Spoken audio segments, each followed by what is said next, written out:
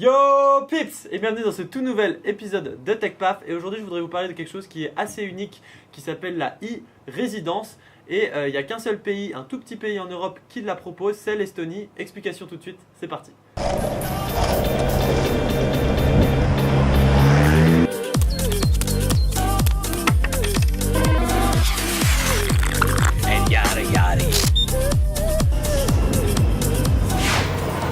TechPaf numéro 16. Alors il faut savoir que bien que l'Estonie soit un petit pays de 1,3 million d'habitants, il s'agit du pays le plus digitalisé d'Europe. On parle même d'état numérique. Il y a d'autres exemples d'état numérique comme par exemple le Canada, la Nouvelle-Zélande ou la Corée du Sud. Alors pour vous donner quelques exemples à quel point les Estoniens sont forts en numérique, le premier jour de la rentrée des classes, les enfants avec leur manuel scolaire reçoivent un smartphone. Internet est accessible partout, même dans les forêts, et de façon absolument gratuite parce que c'est considéré comme un droit. À partir de 15 ans, chaque citoyen estonien reçoit une carte digitale d'identité qui lui donne accès à plus de 1 millier de services en ligne, des services qui leur permettent de voter au présidentiel, de payer leurs impôts, d'avoir accès à des plateformes éducatives, de prendre un rendez-vous avec leur médecin. Enfin bref, il y a tout un tas de services qui sont digitalisés et qui réduisent tout le temps de paperasse qu'on retrouve par exemple en France. Alors parmi ces services, l'Estonie propose un statut de résident numérique, aussi appelé e-résidence. Ça s'adresse notamment aux entrepreneurs étrangers qui souhaiteraient par exemple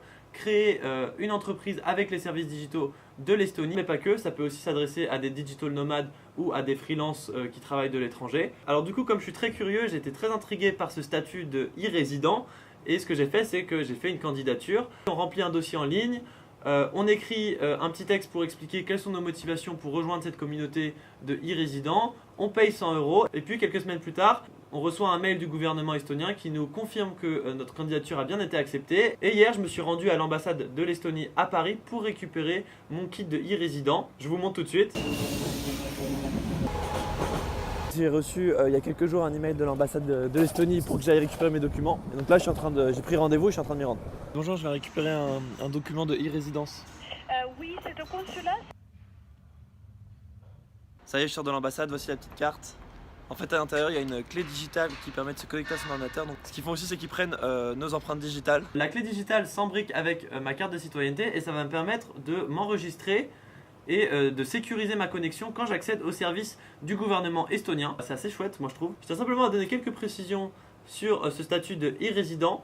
C'est en aucun cas une niche fiscale. Les revenus que je gagne en Estonie, à moins que j'utilise ces revenus pour investir en Estonie, auquel cas on peut avoir quelques avantages fiscaux, ne me permettent pas de défiscaliser en France ou de cacher mes revenus de France. C'est-à-dire que je suis toujours imposé, je dois toujours payer mes impôts en France. En fait, ça fonctionne sur le même principe qu'une entreprise offshore. La deuxième chose qui est importante de savoir sur une e-résidence, c'est qu'elle ne permet pas de se rendre en physique en Estonie. Ça remplace pas un visa ou un passeport par exemple. Étant français, j'ai pas ce problème, je peux me rendre en Estonie. En revanche, si j'étais sud-africain et que je suis e-résident de l'Estonie, ça ne me permet pas de voyager en Estonie sans visa. Alors pour être franc, je suis pas sûr que cette résidence va beaucoup me servir actuellement parce que je suis en France et que je fais mes études et que j'ai pas encore prévu de créer d'entreprise. D'ailleurs, je crois que mon grand-père a pas trop compris ce que je lui ai raconté quand je lui ai dit que j'étais e-résident de l'Estonie. En revanche, je trouvais le concept très intéressant et je suis très curieux de découvrir un petit peu les services digitaux que l'Estonie propose. Je trouve aussi que c'est assez révélateur d'une dynamique qui montre que finalement les frontières des États sont de plus en plus faibles. On dit souvent que le monde se rapetissit. C'est d'autant plus vrai avec le numérique et un statut de e-résident, c'est vraiment en plein cœur de cette dynamique de se dire bah je suis né français mais je peux être e-résident estonien, peut-être que demain je pourrais être e-résident israélien. En revanche, ça peut quand même être un statut qui va pouvoir me servir peut-être après mes études dans 2 ou 3 ans. Si je souhaite par exemple bosser en freelance de l'étranger, c'est quelque chose que j'ai fait quand je faisais mes études à Singapour par exemple. Je vais être en mesure par exemple d'utiliser les services de l'Estonie pour faire mes contrats en ligne avec mes clients. Un autre service que l'Estonie propose par exemple, c'est une banque digitale qui est spécialisée pour les digital nomades qui s'appelle Holvi. Et donc tout ça, ça va m'aider finalement à simplifier ma paperasse que je peux avoir quand je fais des contrats en freelance ou quand j'en ferai dans le futur. Et il y a certainement d'autres services que je connais pas encore. Le dernier point aussi avec la e-résidence, c'est qu'on rejoint aussi une communauté de e-résidents qui est une vraie communauté d'entrepreneurs, de freelance, de personnes qui sont un peu sur cette dynamique digitale. Alors j'ai pas regardé en détail encore tous les services qui me sont proposés. Mon compte a été activé qu'aujourd'hui, Donc ça sera peut-être l'occasion pour moi de refaire une vidéo à ce sujet quand j'aurai pu explorer un peu plus les services et en parler avec un peu plus de matière que ce que j'ai là. Encore une fois, c'est assez facile de postuler. Si vous souhaitez postuler, vous pouvez absolument le faire.